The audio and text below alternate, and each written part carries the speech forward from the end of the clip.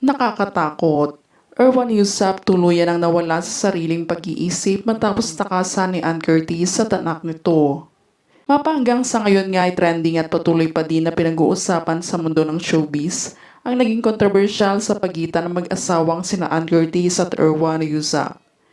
Ito nga'y matatanda nagsimula noong maghiwalay ang dalawa kamakailan matapos nga masangkot ang kapamilya aktor na si Bong Navarro ukol sa naging hiwalayan ng mga ito. Ngunit sa kabila naman nito ay marami namang netizens ang nagbigay ng kanilang opinyon at samot-saring reaksyon sa issue na ito. Maging ang mga celebrity friends at kaanak ng mga ito ay hindi makapaniwala sa big revelation na ito. Isa na nga din ang co-host at comedian na si Vice Ganda ang nagpatunay na may tinatagong relasyon sina Ann at Wong noong paman. Kaya naman hindi na rin napigilan na magsalita sa publiko ukol sa kanilang nalalaman. Ayon pa sa panayam ni Vice Ganda, "Yes, it's true. Aaminin ko matagal nang may tinatagong relasyon sina Ann at Wong bago pa dumating sa buhay ni Ann si Erwan. Ito ay matagal na nilang inilihim sa publiko upang mapagtakpan nila ang relasyon nila at mananatiling tahimik sa social media. At patuloy na umiiwas sa interviewer na tanungin ang kanilang personal life and love life dahil yun nga lang daw ang privacy nila bilang artista." Diretsuhan din ito ang inamin na hindi nga daw umano si Bong ang naging himit siya ng hiwalayan nila Ann at Erwan.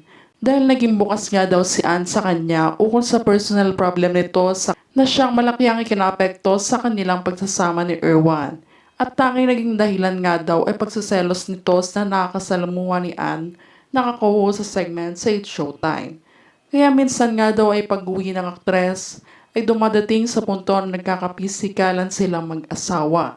Kaya malaki din ang ikinapekto nito sa kanyang showbiz career. Kaya naman hanggang dito na lang ang siyang ibinigay na pahayag ni Vice ukol sa mainit na issue na ito upang wakasan na ang katotohanan. Dahil naawa nga din daw siya sa kanyang sistret na si Ann dahil puro pambabatikos ang natatamo nito sa mga netizens. Na siyang ipinaglalaban naman niya hanggang sa uli ang karapatan nito bilang asawa. Subalit sa naging pahayag naman na ito ni Vice Ganda ay marami naman ang bumabatikos ngayon sa dating asawa ni Ann na si Erwan Yusap. Dahil bakit pa nga daw sa dami-dami ng babae na sasaktan nito ay tanging babae na si Ann pa, na sobrang bait, maasikaso, maalaga at higit sa lahat ay family-oriented. Kung gayon ay nakajackpot na siya dito, kung tutuusin, ay nagawa pa nitong saktan. Samantala sa naging latest interview naman ni Erwan Yusap kung saan may nakarating nga sa kanyang masamang balita kung saan tinakasan na umano siya ng kanyang mag-ina at nagtungo ng ibang bansa kasama si Bong na siyang ikinatulala ni Erwan dahil sa biglaang pamamaalam sa kanya ng kanyang pamilya. Ay kitang-kita dito ang katuliruhan nito na tila nawawala na siya sa sariling katinuan nang malamang na maalam na ng bansa ang kanyang mag-iina na wala man lang pahintulot sa kanya. Tila nga naglaho na lamang na parang bula ang mga ito. Ayon sa huling mensahe na ipinadala ni Ann sa pamilya Yusap. "First of all, I ask for forgiveness from the family disappointed, especially the family Yusap. From now on, I have abandoned your son Erwan.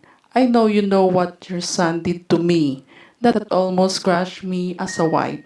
So I hope you will also respect my decision to leave this country. I did this because I needed peace of mind and to be able to start again from the beginning with Wong.